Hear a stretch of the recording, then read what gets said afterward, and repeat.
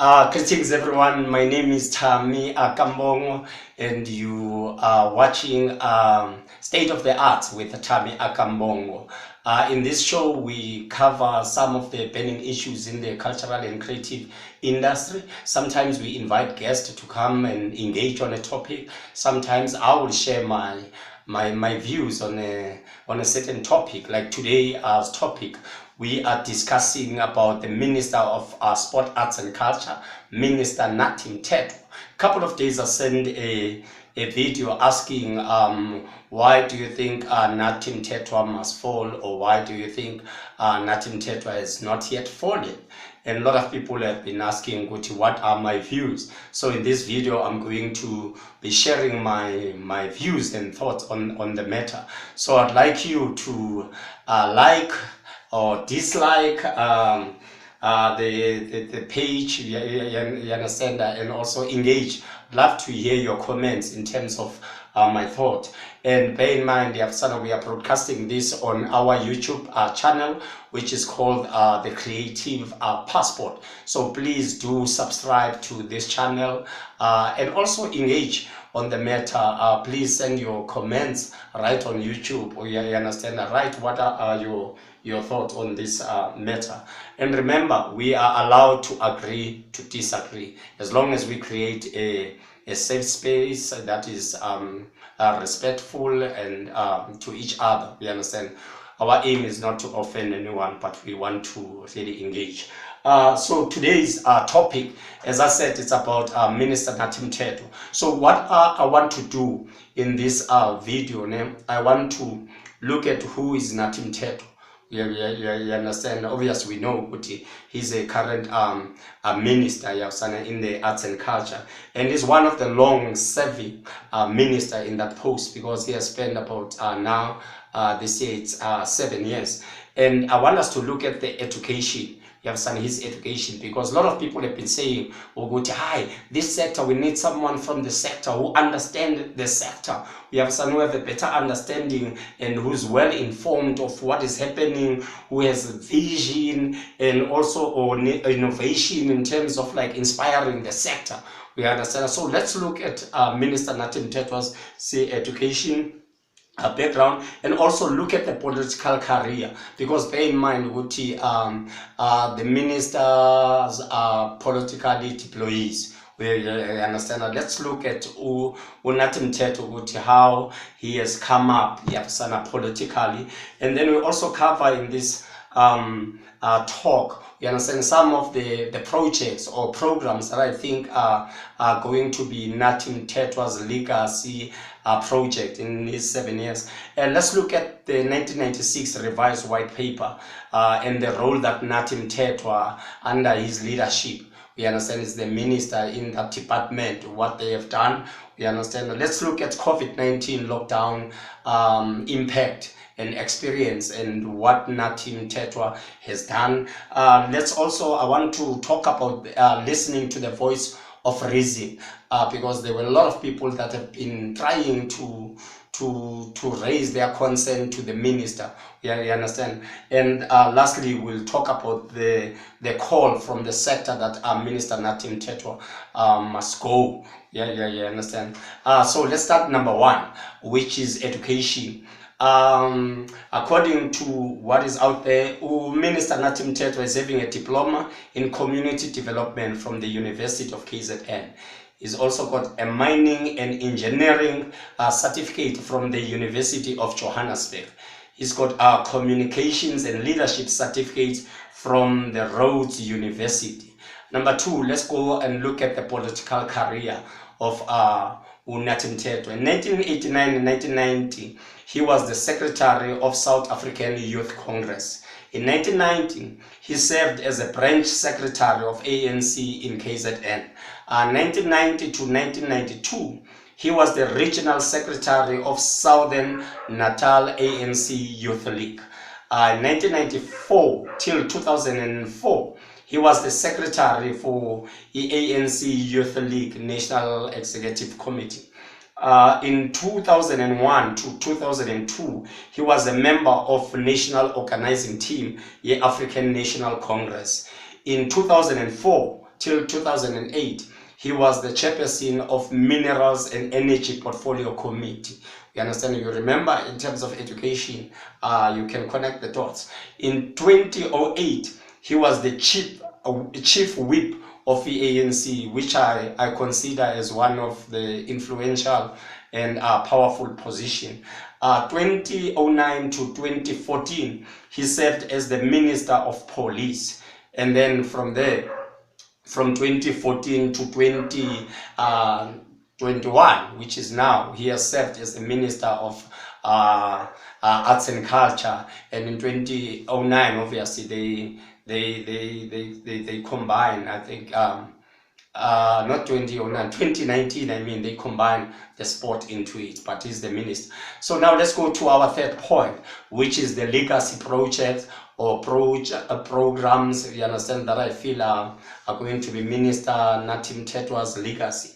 Before I go to this point, there's a relationship. There are rumors, you understand, about the relationship between Minister Nathi Mthethwa and the former president Jacob Zuma. You understand? But in this, we are not going to cover that. We just want to focus on what is happening in terms of arts and culture.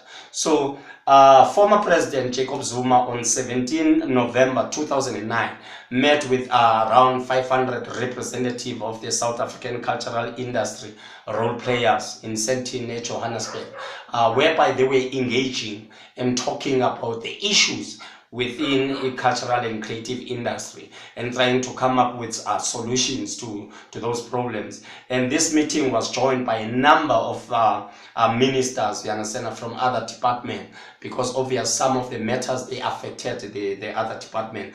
Amongst the ministers who attended, some of them are still active in our government and are in powerful positions. We have some who attended. It was a Minister of Arts and Culture. At that time, it was Lulu Pengwana.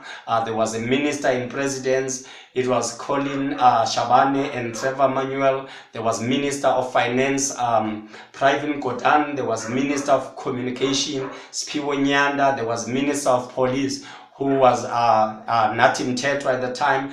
There was a Minister of Higher Education, Blake Nzimande. There was a Deputy Minister of Arts and Culture, who was Paul Mashatile, who later on became the Minister of Sport, Arts and Culture. And also there was a Deputy Minister of Justice and Constitutional Development, who Anders Nel. Former President Jacob Zuma said something in that meeting, I quote, "The cultural industry sector is a very important partner in our drive to build a social and cultural identity for our nation. It makes it difficult to work with the sector as there is no single structure that government should work with. Unity will also enable artists to engage the industry, especially recording companies, to discuss desired transformation," unquote. As I said with him, after Minister Lulu Pengwane and after that gathering, Paul Mashatile became the minister. You know, our government has always been making the excuse of our industry is not speaking in one voice. Yeah, which I totally disagree. Like, for example, if we look at the trade unions in South Africa, you've got a number of different trade unions that the government engage, and the government does engage with all different ones. You understand? They are not engaging with just one trade union. I don't understand why in our industry they want to emphasize we need to speak in one voice in a very large industry. Anyway, when Paul Mashatile became the Minister of Arts and Culture, he decided to make a follow-up of that gathering that was happening in Sandton, and take from where President Zuma was saying. And Paul Mashatile once said this, I quote, "We are embarking on this approach in order to assist in the formalization of the cultural and creative sector, a role player in the economy, and to create an enable environment for the growth of the sectors and to make them easier to fund." And out of this, we understand that there was Paul Mashatile appointed what is called interim committee of CCIFSA. you understand, which was meant to be this mother body of different organizations that will come in so that the industry can speak in one voice. And our government ring-fence a funding over a 3-year period, and this funding was 15,784,000. We understand 1,000, and then they were dividing into 3 years. The first year, the 5,784,000 was going to go to this interim committee, CCIFSA, whose job was to organize a national conference. You understand, they were meant to go to all 9 provinces and make sure the cultural and creative industry are aware about this new federation and to send delegates to be part. You understand? And then the other 5 million was given to the newly elected leadership that was elected in 2015, so that they can have fundings to do CCIFSA work. You understand, for 2015 and 2016, and then another 5 million it was given for 2016 to 2017. You understand? So after Paul Mashatile left, Minister Nathi Mthethwa came in. We understand. So during the conference, it was already Minister Nathi Mthethwa, we understand, who was there, and he was part of that 2015 conference. Let's pause on. I'm going to come back and talk more about CCIFSA, but let's look at the build-up of that CCIFSA conference. You understand? Under Minister Nathi Mthethwa's leadership as the Minister Arts and Culture, they organized a national dance and theater conference, which was held in Kopanong Conference Center in Joburg on 30, 31 January and 1st February. This conference was well organized. You understand that there were a lot of consultations that were done with different provinces. You understand, in terms of what needed to be done to change the dance and theater sector in South Africa. Well done to people like Mpho, Molepo, we understand, Bobi, Rodwell, who were involved in that process, you understand. And then it culminated into this big conference, which was well organized, and there were representatives of different practitioners or organization. This conference was titled Towards a Unified Sector, Dance and Theatre in South Africa, which is a follow-up of that meeting, obviously, that was held. And this narrative with the government to say our sector needs to speak in one voice. And obviously there were representatives from all 9 provinces, we understand, covering both sectors. And then that conference elected a task team, which was meant to work with the minister and the department to develop like a 3 to 5 year plan for dance and theater sector. And the appointment letters were sent formally to say this team is going to work with the department from 1st of September 2015 to 30 March 2018. The last time, and I was part of that committee, and later on I became the national coordinator of that structure, which meant I was responsible of communicating with the department, you understand, on behalf of the task team. We only saw Minister Nathi Mthethwa on the last day of that conference, which was the 1st February 2015. So if you look at the appointment letters, they are saying we're going to work with the department from September 2015 to 2018. We've never had any meeting with Minister Nathi Mthethwa. And every time, and we did the plan, the 3-year plan that they needed, we submitted them, and then later on we were told, no, our money was relocated into something else. You understand? I remember even the deputy minister at that time tried to tried to bring sense, you understand, but nothing materialized. And that structure became so useless, you understand. And the minister, every time we tried to engage him, he was nowhere to be found. You understand? And remember, in that conference, promises were made, especially to the dance and theatre sector. One of the promises was that the task team is going to work very close with CCIFSA when CCIFSA is formed, to form what was going to be called the Theatre and Dance Industry Council, so that they can work on the needs of theatre and dance. And during that conference, we were so excited because they were saying, when CCIFSA is formally formed, there will be industry councils that we're going to form. Some of them like Creative Workers Council, Interactive Media Industry Council, Theatre and Dance Industry Council, Craft Industry Council, Music Industry Council, Advertising Industry Council, Events and Technical Support. There were a number of industry council that were going to be formed. You understand when CCIFSA is formed. But if I can ask you today, how many industry council were or are formed since the inception of CCIFSA?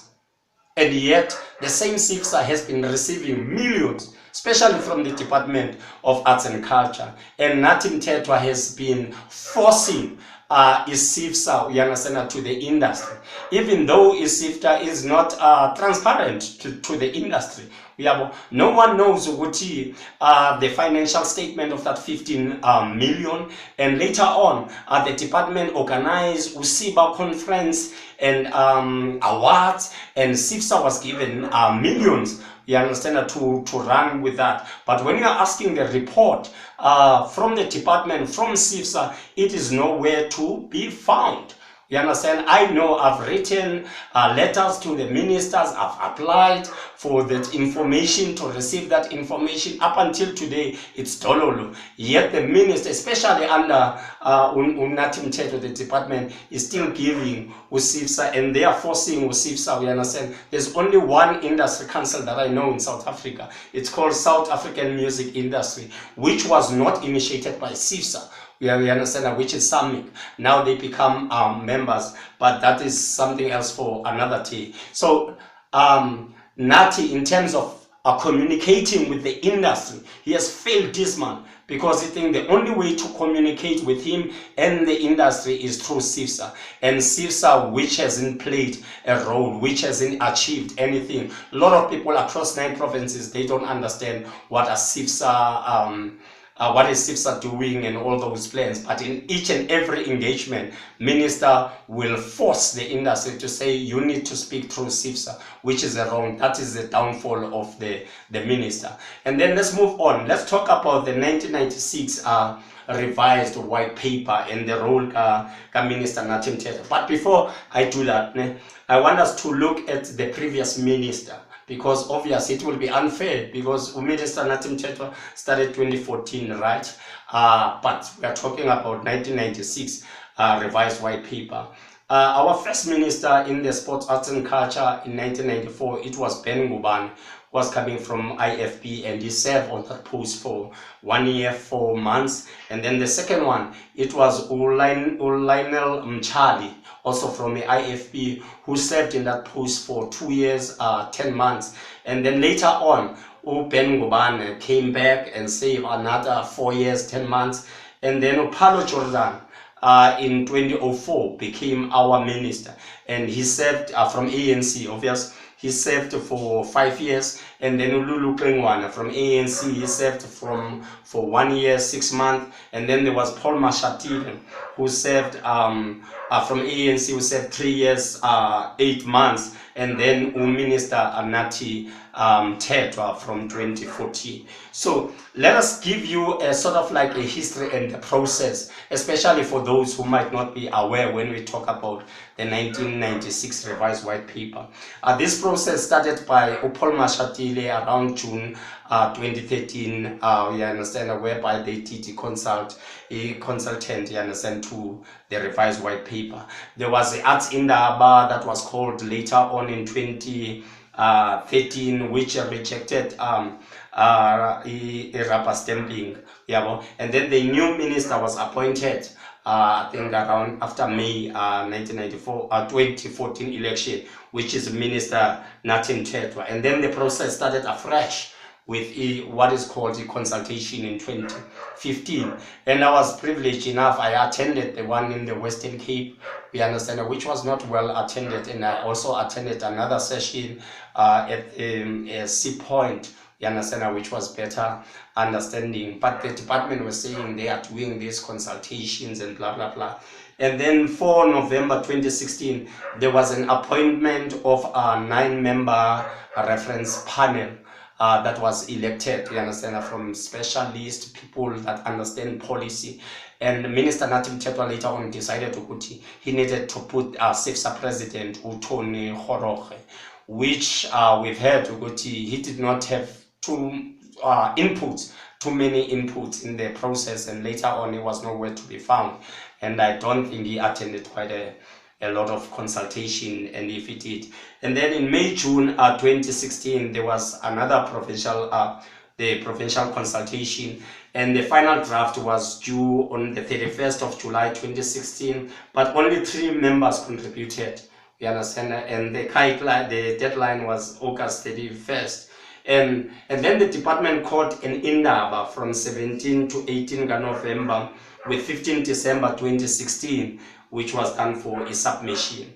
And then there was a draft 1, 15 March 2015. There was a draft 2, November 2016. There was a draft 3, 1 June 2017. There was a draft 4, 27 October 2017, which was published and finalized on 20 July 2018.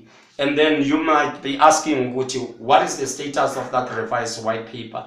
The cabinet adopted the revised white paper October 2018, and then the parliament, South African parliament, they endorsed the white paper in November 2019. If you go now to the website of the department, you understand that regarding the revised white paper, there is nothing that will tell you this information that it was endorsed in Parliament in 2019, and we keep on speaking about it. We understand that it looks like the minister does not have, and the department does not have any plan in terms of implementing that white paper.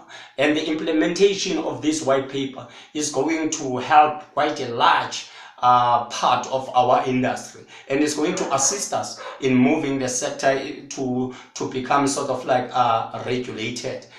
So for me, the leadership of Nathi Mthethwa, with that regard, they are failing, and they have failed, you understand, up until they come up with a plan, we understand, on implementation and engage the industry on that.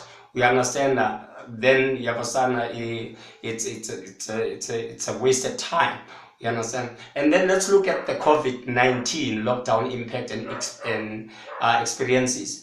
When the lockdown happened in 2020, Minister Nathi Mthethwa announced that there was 150 million, and there were a lot of wrong things in that criteria. I remember I wrote to Minister. I remember I was invited in one of the meetings with the structures. I've raised my concern in terms of the criteria, because I was saying these criteria are excluding quite a lot of artists that are working out there, and it shows that the people who are developing are not having an understanding of what is happening in our sector, especially on the grassroots level. And then the first wave came in, and quite a lot of artists did not benefit from that, you understand, because they were excluded. And then they say they've learned and opened the second wave, same applies, third wave. Up until this day, there are a lot of artists in this country throughout 9 provinces who are still waiting for their third wave COVID relief funding. You understand? Lockdown started in 2020, and still up until today. That's why today, you understand, we are having so many artists who have passed away. We understand, who are depressed. They are losing their houses, their cars. They can't pay school fees and all those. It's a big challenge. And then later on, when President was announcing a pass, you understand, for 3 million, and then there were a lot of mismanagement. Even the minister himself, he said there was a mismanagement, especially from the part of the National Arts Council. You understand? And then later on he changed his statement and blah blah blah. We understand. And a lot of artists have been challenging, and then it led into the formation of Abahlali Base NAC. Where have you seen like a peaceful protest for 60 days? You understand? And the minister was refusing to engage with those artists, while the industry, it was clear that there is a mess. It shows that we don't have a leader. You understand, who's prepared to engage. And later on, the same minister tweeted, because he loves Twitter. You understand, to say things are looking good in the industry in the middle of the lockdown. And the industry responded, you understand, and they were very angry. We have a with that tweet, and later on he apologized for the tweet because he was giving a wrong impression. So now let's look at because when people are saying Nathi must go or Nathi Mthethwa must fall, we also need to understand what is the mandate of the department. Which is Minister Nathi Mthethwa is serving. So let's look at the point. Point number one, the mandate of the department is to preserve, protect, develop, and promote the cultural heritage, linguistic diversity, and legacy for South Africa. Point number two is to lead nation building and social cohesion through social transformation. Three, to enhance archives and records management system and structures. 4, to promote access to information. If you look at those things, like this access to information, up until today, we've been asking what is happening with the 15 million, you understand, that was given to CCIFSA and the Usiba money. We've been asking openly, we understand, these government entities must be open up to the public, but the information is not there. I spoke about the revised white paper. If you go to their website, there is nothing, you understand. If you go to social media of the department, you will see a lot of congratulations, you will see a lot of condolences, you understand, but very few a post or where information, you understand, things that are going to motivate the sector. You understand that. That's why we really feel, I really feel we lack leadership in this sector. And I want to state it today, I fully agree. You understand, there were a lot of artists that are calling for Nathi Mthethwa to fall or Nathi Mthethwa to go. You understand, because a lot of people have spoken about this. There were a number of publicly funded cultural institutions to which Minister Nathi Mthethwa appoints the governing council and their chairperson as we crisis. Even today, we understand Nathi Mthethwa keeps on appointing abantu kwezi board, we understand, which are failing the sector. And the blame should be not on the board, should be on the person that is appointing and not acting. You understand? So long as there is a poor judgment and lack of capacity, we have some political will to act from Nathi Mthethwa. And also Nathi Mthethwa, it's true, he has reappointed abantu from different council, you understand, regardless of ukuthi abantu bane a behavior wrong and then balita with crisis at this institution. And I agree when people saying he is out of depth, is failing, and does not know how to respond to the challenges within the sector.